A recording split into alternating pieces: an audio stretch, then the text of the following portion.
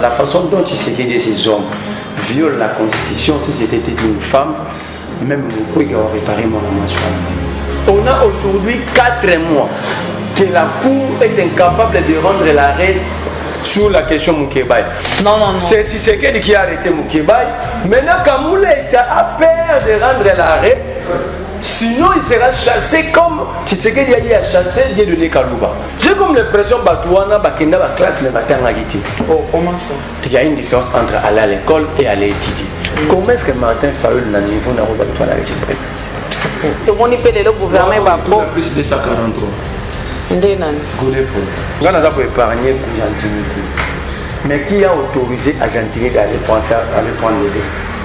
C'est l'Assemblée provinciale. Golden Paul. Oui, on va gagner 243. Quasi 243 millions de francs congolais qui sont à Pinanasai. Il Basumba est déjà à l'IDPS. Basumba est à l'IDPS. Basumba. Moussala Jaginda la phase à la Télénabi.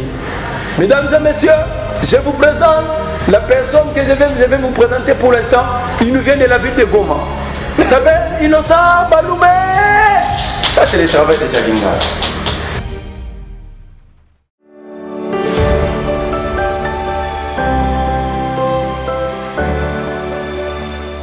Merci beaucoup aux chers internautes, vous qui êtes partout dans le monde entier. Vous êtes connectés ou branchés sur le 3W Show Plus Télévision. Merci pour votre aimable attention, puis fidélité et que vous nous accordez, bien sûr, à vous informer à temps réel. C'est votre émission SP Analyse, émission et sa cabine actualité oyo ekoleka namboka na biso République démocratique du Congo. Voilà, nalinga mon côté nalina invité nangai moi mboka Merlin Vuvu Yebongo Ali.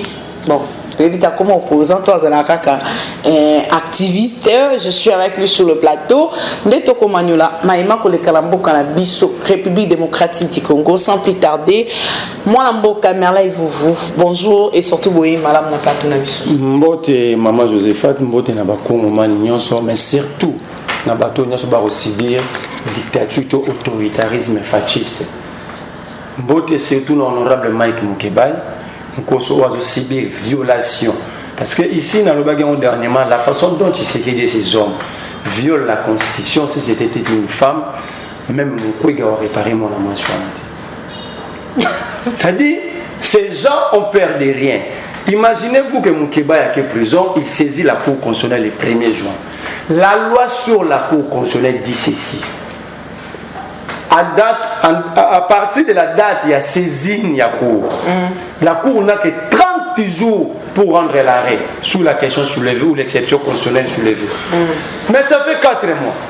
On a aujourd'hui 4 mois que la cour est incapable de rendre l'arrêt sur la question Mukebai.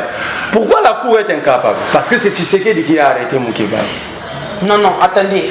Laisse-moi avancer. Non. C'est Tshisekedi qui a arrêté Mukebai. Maintenant, Kamoula a peur de rendre l'arrêt. Sinon, il sera chassé comme Tshisekedi a chassé Dieudonné Kalouba. Que faites-vous? Je vais démontrer. Attendez. Je vais te démontrer. Attendez, mon amboka. Ok, nous n'allons pas goûter. Tout ok, malé, mais bah, Kongomani va comprendre.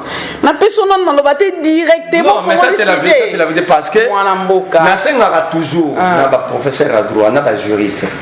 Batanga na ba lexique à droit.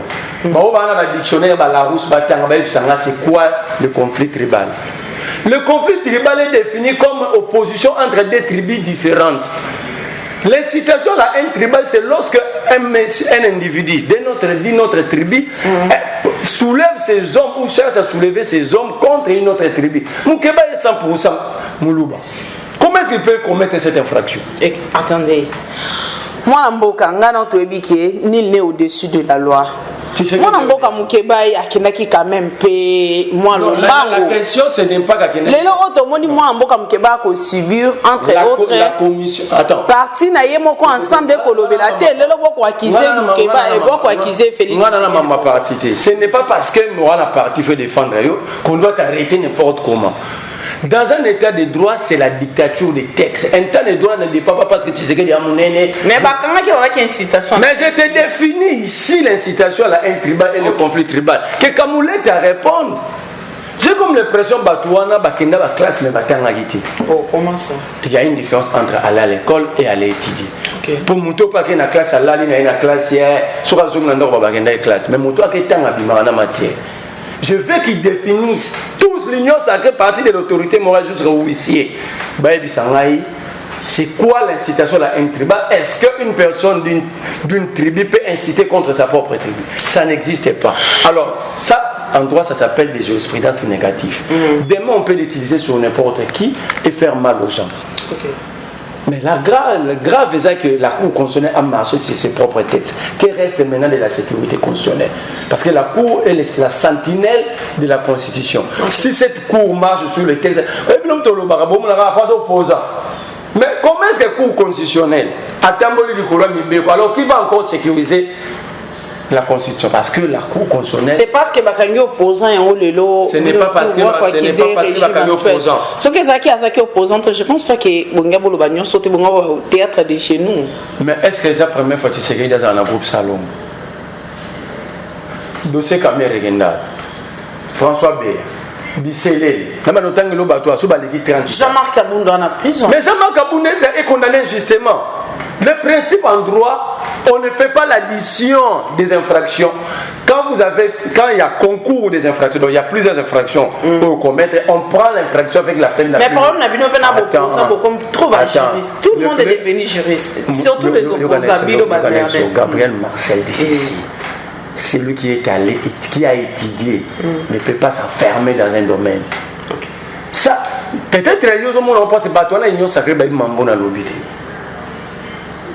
Attention. C'est la vérité, parce que ce qu'ils allaient comprendre. L'union sacrée est remplie de personnes intelligentes. Comme qui? Je ne peux pas citer les noms. D'ailleurs, comment est-ce que vous définissez l'intelligence? L'intelligence, c'est la capacité qu'a un individu à étudier la société, à déceler les problèmes et à proposer des solutions. Ce ne sont pas des papiers pour que nous qui dit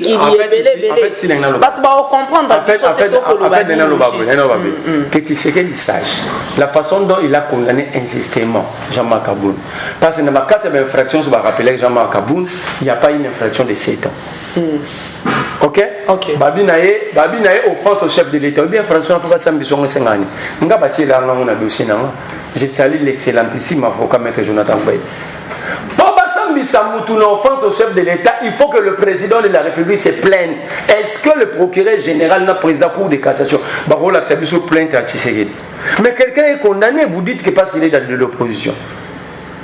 Il est condamné pour une infraction qui n'existe que dans Moutou à Tshisekedi n'a pas tout naï.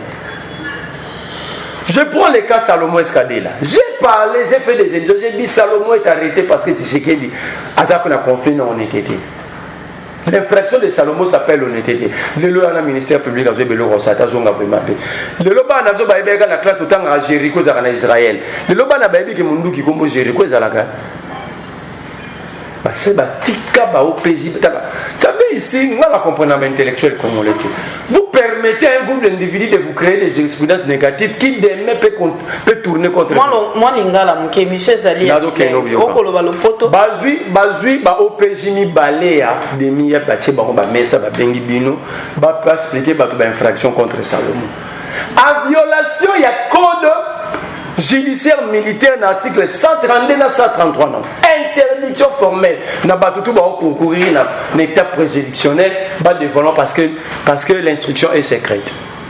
Lelo baké basali ba perquisition na banda kunyo sur basaya Salomon tipa maman na bango ya 80 ans dans Lubumbashi. Ils ont frété même jet. En fait 8 colonels à l'intérieur na ba commando. C'est comme si Papa Salomon Zaki Bounaga. Mais ceux qui vont suspecter Moutoumabé. Mais Lélo, c'est un journaliste. Lélo, infraction, c'est aussi citation prévenue. C'est balayé. Le ministère public a créé une fraction sur place. Haute divulgation des secrets de défense. Il y a armée. Mais cette infraction, elle a commise dans le bateau de défendre la chaîne de commandement. Salomon est militaire. Il y a mon ministère. C'est pas bokanga civil na dossier bongo. Il faut bokanga général moko, général anda tanga civil wana. OK. Mais on arrête un civil bongo. Et na souka to eko découvrir que Dani Banza Maloba ambassadeur itinérant Félix Ndamontaki Kouana.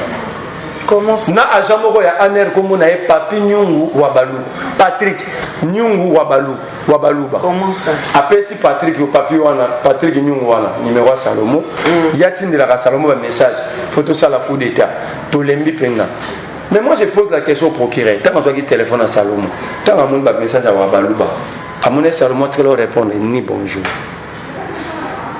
Et la question pourquoi le ministère public a bomba qui peut faire 8 garçons dans le bana il y a année a auditionné na demi après. Ça dit des procès on a fait 8 garçons dans ça là. Mais pourquoi garçons dans Zoyate? Et Salomon est affaibli, malade. Baké tiens un hôpital monde na Bunagana sous-militarisé. Mais tant que Banda va bélar, pourquoi pas qu'il Salomon était déjà malade. La preuve c'est que marche à sitting à Yasseni le 25 mai à Kati. On a emprisonné quelqu'un une personne malade dans des pendant une semaine. À Zoliaté, à Zomona Batouté, c'est pour faire. Et aujourd'hui, Salomon malade, ils sont incapables de routine d'ailleurs qu'ils soient traitement.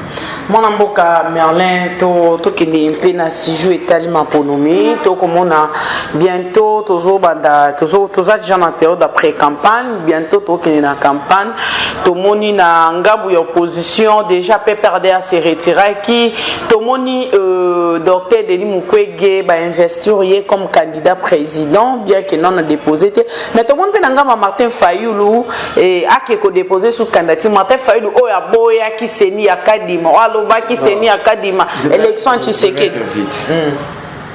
Denis Mukwege bénéficie de la virginité politique. OK. Ça dit à la vierge politique à Giraté, à Libaté, à Salatouté. Mukwege a plusieurs considérations au niveau international. Mais malheureusement, il n'est pas connu à Congo. Malheureusement, Denis Mukwege a la fabrication et la communauté internationale. Bon. Ça, c'est une vérité. Malheureusement, Denis Mukwege a des produits occidentaux. Malheureusement, Denis Mukwege est devenu président de la République, aux Alcois, tout comme pas Sassou. Ah bon? Mais c'est la vérité. Pas Macky Sall, la Côte d'Ivoire, pas Ouattara, n'a pas président. Parce qu'il dépend de la créateur. Aujourd'hui, l'Afrique se bat pour la libération, plus question de néocolonialisme. Plus question de Macron. C'est ce que les Macky Sall et les autres font. Et maintenant, vous voulez avoir un président. Mukwege est bon, il peut aider le Congo dans Mambébélé. Déjà, ça la rend bien. Moi, je crois qu'il peut rester là-bas. Au lieu de poster. Le danger, c'est que si Mukwege ne gagne pas ces élections, il va se ridiculiser. Il va perdre son aura. C'est-à-dire tu n'es pas connu, tu n'as pas la confiance de ton propre peuple. Et dans la le monde va considérer qu'il y a eu élection et que Mukwege n'a pas eu confiance à peuple. C'est-à-dire que Mamoutoua ça le peuple a évité au monde à danger. On veut prendre un homme au sommet et le faire descendre à bas. Voilà. Je prends Martin Fayoulou. Martin Fayoulou s'est tiré pas une balle. Mais Martin Fayoulou s'est tiré plusieurs balles. Il s'est permis de vider, charger un mouvement. Martin Fayoulou a décidé de détruire sa carrière politique. Il y a des choses à dire, mais nous ne l'avons pas les dire aujourd'hui. J'ai attendu le discours, j'ai écouté bien, j'ai lu le discours de Martin Fayoulou. J'ai compris que le vieux est à côté et ailleurs. Le vieux dit, sans du pouvoir, sans ma député, nous tournons un régime présidentiel. C'est faux. Non, le vieux est à ta côté, on n'est pas dans un régime présidentiel. Nous sommes dans un régime semi-résidentiel où le Premier ministre gère le pays au quotidien, le président de la République donne des orientations, le Parlement contrôle et légifère. Comment est-ce que Martin Fayoulou n'a niveau dans le régime présidentiel? Nous ne sommes pas des moutons Yabatou. Nous parlons pays. Et il y a si un homme s'écarte de cette ligne en cherchant des farfelis, il faut le remettre sous les rails. Il faut le dire non, président auquel il banda. Le pays n'a pas besoin. Apparemment, Fayoulou son entourage, Bazan Batouté au barreau. Azan Moutou, à côté de ma part. Fayoulou dit il a des options, il peut dissoudre. Non. Je demande à tous ceux qui soutiennent Fayoulou de lire l'article 148 de la Constitution. On ne dissout pas l'Assemblée nationale un mois, 2 mois après les élections. C'est une année après. Voilà. Et je l'ai dit sans paix. Si Fayoulou gagne les élections, la condition où si Tshisekedi était marionnette, Fayoulou va la placer. Ça, on parle pays. Nous ne sommes pas venus il faut dire les choses telles qu'elles sont. Fayoulou passera, le Congo va rester et il faut tracer les meilleures lignes pour que Bato Boria Prébiso quand même. Moi, je l'ai toujours dit. On peut ne pas transformer le Congo, mais on peut être des gens bâtis pour préparer les chemins. Mais on ne préparera pas, on ne va pas préparer les chemins d'un Congo meilleur demain en étant de fanatique et en cachant des vérités. Ok. De la même manière, je critique Tshisekedi parce qu'il gère mal. Si quelqu'un de l'opposition s'écarte de la meilleure ligne, on doit aussi les recadrer. Ce Congo-là est dépassé à la politique. Je vous dis, on ne dissout pas l'Assemblée nationale 1 mois, 2 mois, 3 mois après. On dissout une année après. Ça dit dans la deuxième année. Ça, c'est un. Dédé pour dissoudre Martin Fayoulou a encore menti. Lui, il va dissoudre en guise de quoi? Pour dissoudre l'Assemblée, il faut qu'il y ait une crise entre l'Assemblée nationale et le gouvernement. Lui n'est pas membre du gouvernement. Comment est-ce qu'il va dissoudre? Or, le gouvernement est l'émanation de la majorité. Ils peuvent s'arranger pour qu'il n'y ait pas de crise au centre. Entre-temps, les contre-courants dans le Fayoulou on peut le mettre en accusation et le déchoir. L'Assemblée nationale, c'est le président en accusation. Et le Sénat. Le danger, c'est quoi? Fayoulou est le président. Nous sommes réjouis. Nous le président. Pourquoi nous avons la placebo? Et puis placebo. Et puis placebo. C'est ça quoi mon la malaria. A sombi kinini mais kinini n'a pas valeur mon ça poudre à pamba. Pas le placebo pourquoi je me justifie. Alors ça a la député provincial Moroté. Ça veut dire le 26 provinces ont échappé totalement. Il ne va rien contrôler. Il ne va rien contrôler. Il n'aura pas de gouverneur. Il n'aura pas de bureau et ensemble parce que ça n'a député. Voilà. Dans le niveau de l'Assemblée nationale, il y a des députés. Dans le Sénat, il y a des députés. Donc, nous malem. Donc, il y a un ministre, il y a un député, il y a un gouverneur, et maintenant il va gérer comment. Il faut expliquer intellectuellement, il faut expliquer comment il va faire pour sortir dans les tours. Ce qui a quelque chose de député, n'est-ce pas ce que nous condamnons avec lui, toujours condamné Félix? Mais vous avez la même procédure. Mais ce qui a son député, il y a une conséquence. Il y a un budget l'été qu'on a l'institution. Félix a encore l'excellent dans l'Assemblée, tout frapper sans bon. Pourquoi le député là, il dit comment on a pour la yoté? La politique a des événements, des éléments dans le. Il y a la conviction, il y a les intérêts. Félix, le député, a une relation avec l'intérêt. Nous devons protéger, nous devons faire ça là. Nous devons faire ça pour la palissade. À Mathé, là, nous devons de 16 000. Kabila n'a pas fait ça. Kabila, c'était des crédits. C'est ça la publié, il y a crédit à Zora Yadji. Dans la législative, il y a 500 députés. Ça, c'est ça. Alors, Fayoulou, il y a aussi la Marambo, il faut débaucher. Alors, ça, la Marambo, il y a condamné Lélo. Il va aller débaucher. Il a condamné Kabila dans le débauchage.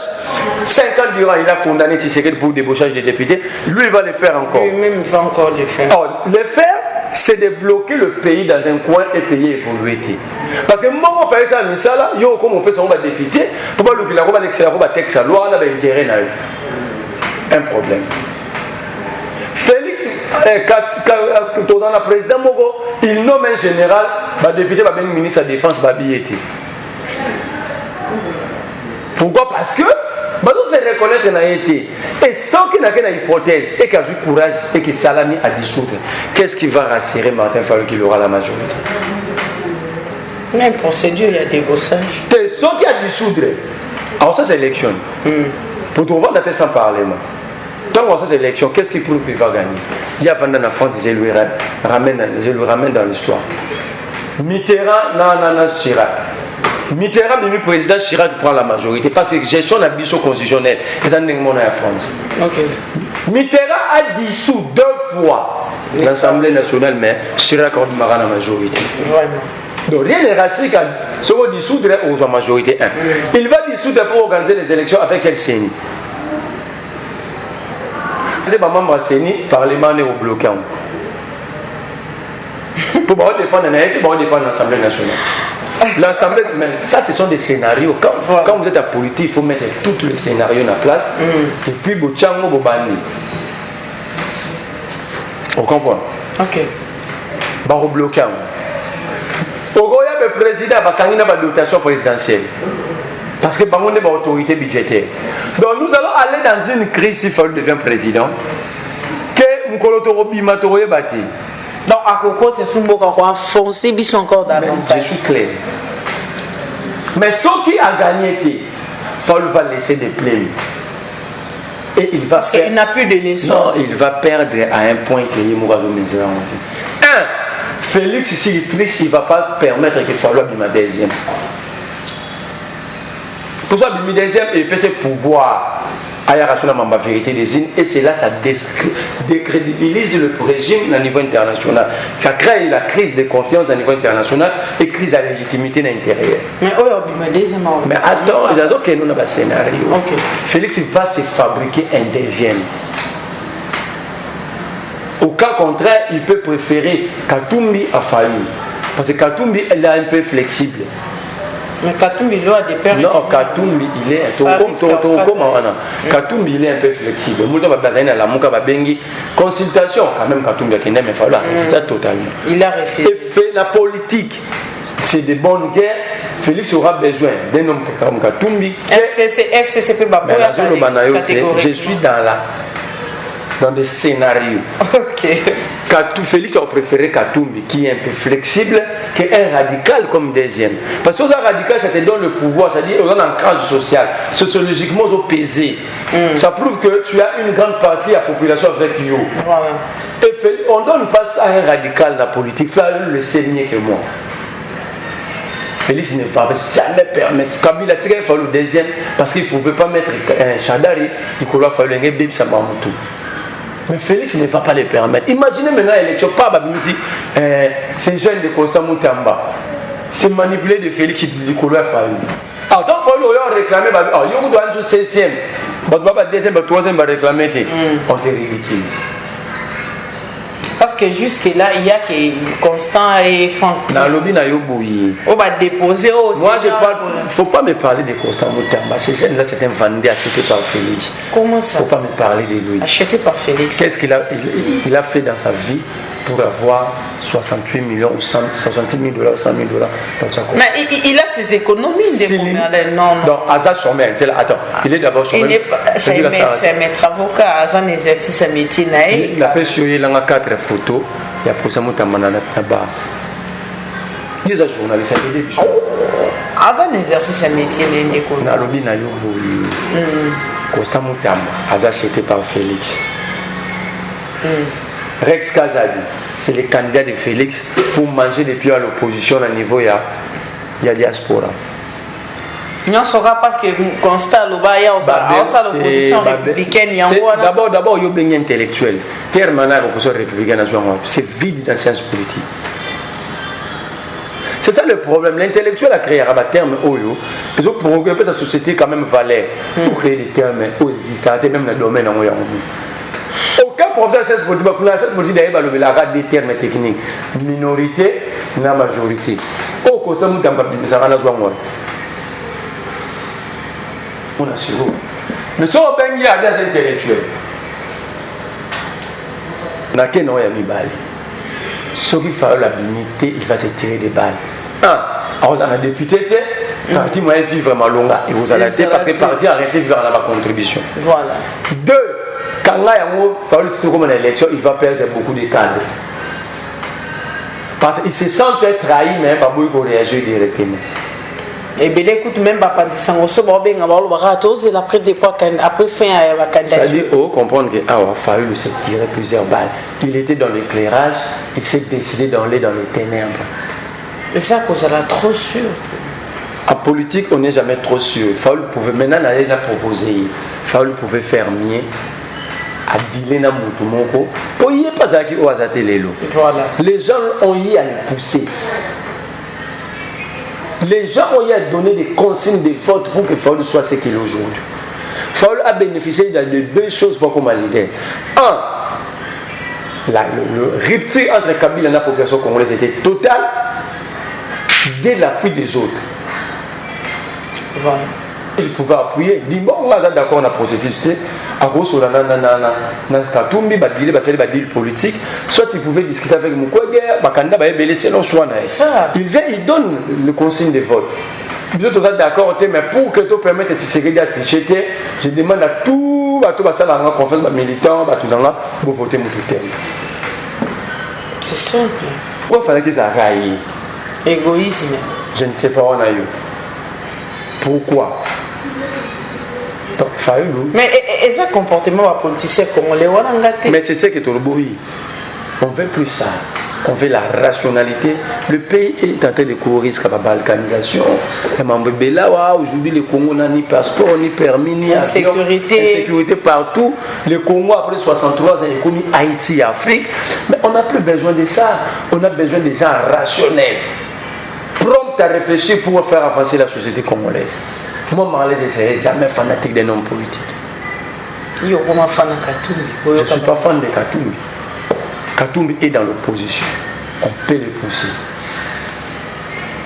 Qui a laissé cette vie dans Katumbi? C'est Martin Fayoulou qui lui avait demandé de prendre cette décision. Mais alors Martin doit nous dire préalable à toi, tu vas trouver solution. Est-ce que tu vas trouver solution? Kadima lui a répondu dans la préalable. Alors, tant qu'on soit une décision par conviction, légalement, ça ne se fait pas. Ce qui est Kadima, c'est des consignes, on a ces félix. Donc, ça va confirmer la thèse à Pérouloir. Ok. Ça va, je suis dans la rationalité. Légalement, on a publié la liste définitive. Après, c'est un numéro. Quel est le pouvoir Kadima attendre le voir mais quoi font la rapport on a fallu. Celle où on a fait consignes on les a fait Tshisekedi. Alors comment Tshisekedi peut vouloir avoir un candidat de taille pour la fallu dans la compétition? Politiquement ça se passe, ça passe. Si c'est là passé, c'est qu'ils ont dit. Ok. Comprends? Il faut être rationnel dans la réflexion. Merci. Sauf bateau, il va réfléchir, mais la réalité est celle-là. Merci, Tokende vraiment en sous-catochité.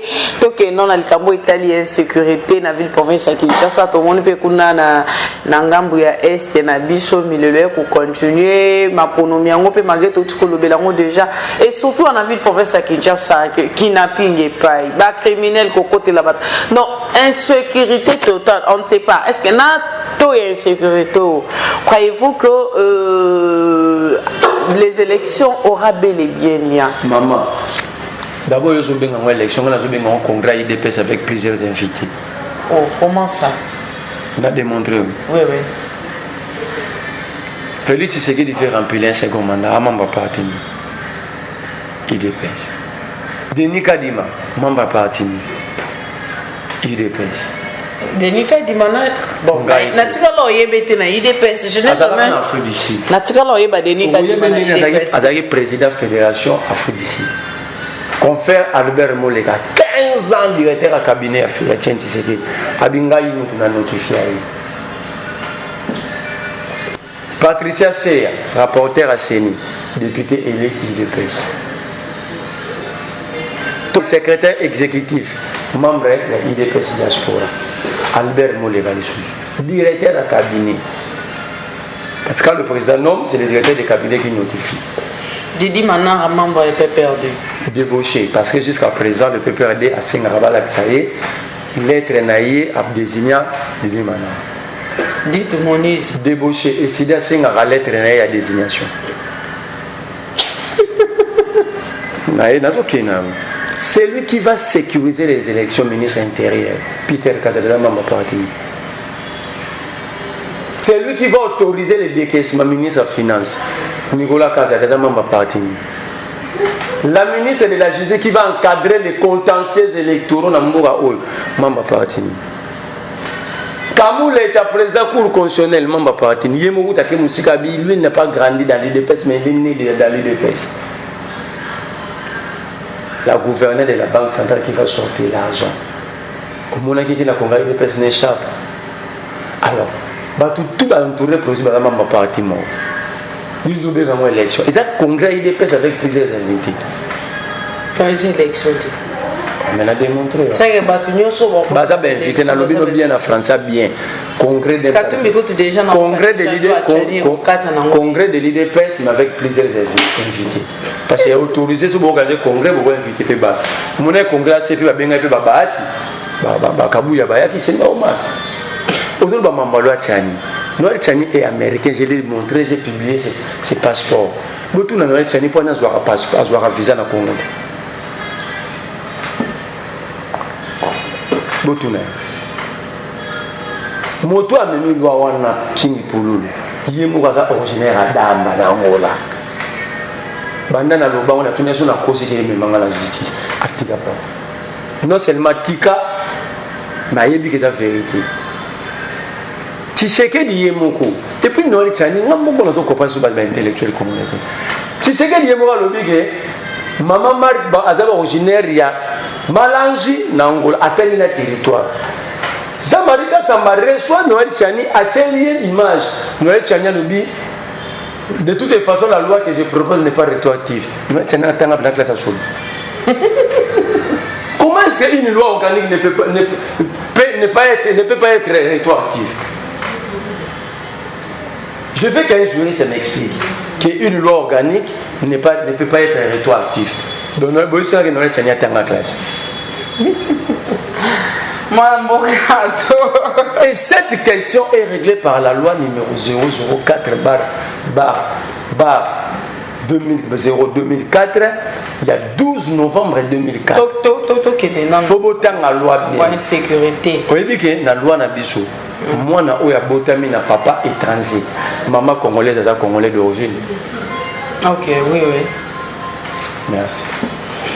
Ok, non, mambo Italie. On a un tableau, on a parlé du peuple, le député va faire tout le temps ici. Si le député va tourner, on a un tableau, on a parlé du peuple. Le député m'a battu une classe, il je ne comprends plus rien. Donc, non, mambo Italie, insécurité, dans la ville de Paris à Kinshasa et surtout dans le Congo, Mobimba en fait. Mais ça va bien, un agneau ne peut pas conduire des lions. Un agneau ne peut pas conduire des lions. Les militaires sont des lions. Tu sais qu'il doit se comporter à un lion. Pour moi, beaucoup de Mboka Bovandi, 500 km. M23 va 500 km. Routour, on a il Maurice Namunene. Routour, on a Serbie Namunene. Routour, on a Sao Tomé principe Namunene. Sao Tomé principe à combien de kilomètres? Moins de 2 km. Moins de 2000 mètres, mais il y a 500 km. Combien de Sao Tomé principe? Combien de Serbie? Donc on nous a pris des États et des États. Le président a dit Ougandais, il y a 500 arbres dans le territoire. C'est normal. Ougandais va asphalter la route mobile na Congo. C'est normal de déplacer bord la frontière. Oyoki robot wana soki robot communicant ya muya ya lobby. Robot na communicant. Ndena. Parce que c'est là-bas fina télécommande pour y lobake eza ba main noire. Seul un seul député Juvenal Monobo il y a Ituri sur Nord Kivu. C'est lui qui a fait une interpellation contre le ministre des Affaires étrangères et a expliqué monsieur le roi. Mais est-ce qu'il communique au gouvernement? Peut-être ça viendra. Ah, celui qui a communiqué, Mouya y a ça briefing pour Bakanga Salomo. Mouya y a ça briefing pour Bakanga Stani Boujakira. Mais on prend nos terres, ça va venir. Voilà les communications. Mouya ya balobi kaka francophonie, point de presse. Mais on prend nos terres. Allez, français. Mais côté la paix fait ou bakoki ko réagir. Papa, na makambo mabele batala raté. On agit. Ce que ces gens ont fait en politique, ils ont raison. Mais quelle est notre capacité de nuisance pour récupérer de nos terres? Quand vous lisez Machiavel, Machiavel dit la force d'un État, c'est aussi l'expansion de ses terres, de sa superficie. La Russie a joué Crimée. Le roi est en train de prendre. Nous devons, à défaut, chasser ces gens et prendre les terres au Rwanda. On en a. La raison pour laquelle on sait pas tout que Tshisekedi est président, mais chef de l'État. Parce que, au cause à chef de classe, mais classe est à noter. Comment Tshisekedi est chef de l'État, mais l'État où il y a des chefs à noter. L'État, il y a trois éléments. Pour valoriser l'État, il y a le peuple, il y a la superficie dans le territoire et les institutions. Tshisekedi a la superficie totale. Moi, Namboka, tu comme une souka pour te chiter, tu kenina na likambo ita gestion en ville province à Kinshasa, tout le monde est collaborateur et il y a gouverneur, le gouverneur, mais tout le monde peut le gouverneur. Il y a plus de 143. Ndenani. Golé pour. Ngolo ba bien plus de 143. Mais tout le monde a une décision, il y a gouverneur à banque, Baboye, Gentini, Baroki, au PC. On a épargné Gentini. Mais qui a autorisé à Gentini d'aller prendre le dé? C'est l'Assemblée provinciale. On est autorité budgétaire. Quand on a autorisé, ils avaient mis quel mécanisme de contrôle? Parce que nous savons contrôler dans le logiciel. Laissons Gentini à côté. Il y a des gens qui ont dealé avec Gentini, qui ont permis à Gentini de détruire la ville, entre autres ce type de 243. Golden Paul. Oui, pas de 243. Parce que 243 millions de francs congolais au Québec, il y en a un salaire. Si les lois soient telles. Il y a un salaire. Mais entre autres, les députés, bon, on va la bémoliment, on va fout à mater. Non, on faut pas les là parce que quand Moukeba dénonçait tout ce qui est le balélo, ils avaient traité Moukeba de fou. De même la prison. Va retirer l'immunité parlementaire parce qu'elle n'a jamais rejoint ça. Alors, il faut pas les là bien. Et puis, on va dire que ces gens-là sont des députés. Ils vont assimiler aux députés. Ce ne sont pas des députés. C'est la vérité. Nous avons un conflit dans la vérité. Merci beaucoup, mon amboka. Tu comme Nasuka, va signaler sur des gens gongé pour ça. Et là, au moment où on est au la makamba, Jacqueline dans la main, contenu à tango, yo pour le baka ebele. Basumba na IDPS ndengeni. Pour dénoncer, parce qu'il y a les livres, même dans la réunion, bah ben raillé. Dénoncer, t'es à l'objet, t'es qu'à 10 000 $, chaque fin du mois pour organiser la jeunesse à partir à l'acceptation d'information, au séminaire, à la jeunesse, à compte à 10 000 $. Au cas de dénoncer, on va somber na il et là il est là qu'est-ce qui va somber na IDP. Au moment où audio na dinosaure te place Jacqueline dans la zone bagé. Biso do critiquer Tshisekedi et ça te to salon encore. Biso faut vendre à côté pour na souka trop plein d'informations panjo. Ça c'est un DD. Obi musala Jacqueline dans la politique, t'es un monde politique et bébé. Musala Jacqueline dans la phase à la télé mabi. Mesdames et messieurs, je vous présente la personne que je vais vous présenter pour l'instant. Il nous vient de la ville de Goma. Il s'appelle Innocent Baloumé. Ça, c'est le travail de Jaginda. Donc, un animateur MC. Il s'est mis parachute. Il y a politique. Les lots au pas dénoncer, on a mis parachute. Ça, c'est la radio éviter qu'à l'ensemble Moussala. Bandoukou a journaliste sebele ba ko ba journaliste sebele ba Daniel Safou ba levier Mokebai ba Christelle Voanga ba Eliezer Tambwe ba ça papa dit sans wa comme tout tangiana ils ont les niveaux comme Mokebai na zo Jakinda la musana ye ngwana lui il vient de l'industrie de Tchango, il s'appelle Gaz Mawetale. Maximum de bruit pour Gaz ça vous salaire Jakinda. Le problème c'est que pas besoin de nous sala na bango, besoin au compte bango à le monde des baby. Merci. Et puis pendant les lots, na FCDG à Vodacom, na zone Selibinoye. Bande comme elle a dit, comprenez quand même, c'est une émission politique, ils allaient y monter, mais la politique, ils ont art, il y a des intellectuels, il y a des élites, les gens qui ont des idées. Au moins, on a expliqué pour nous, ça c'est la politique. Ce n'est pas, tu es dans un parti, et puis en politique, il a raté. Ça, il a plaidé, il a montré qu'il ne peut pas faire la politique. Il a été créé pour faire des maximum de bruit et non faire la politique. Et ça fait malédiction sur le monde. Donc,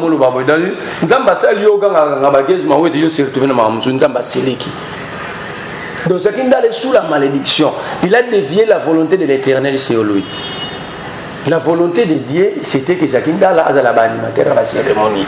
On a la sombala na bengi. Ce qu'il y a, c'est la politique. Quand il y a un battre, ça battre sourire. Merci.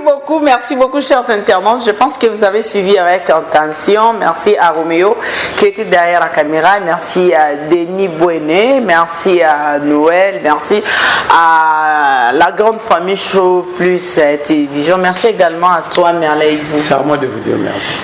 Merci, à nous revoir à la prochaine. Bye.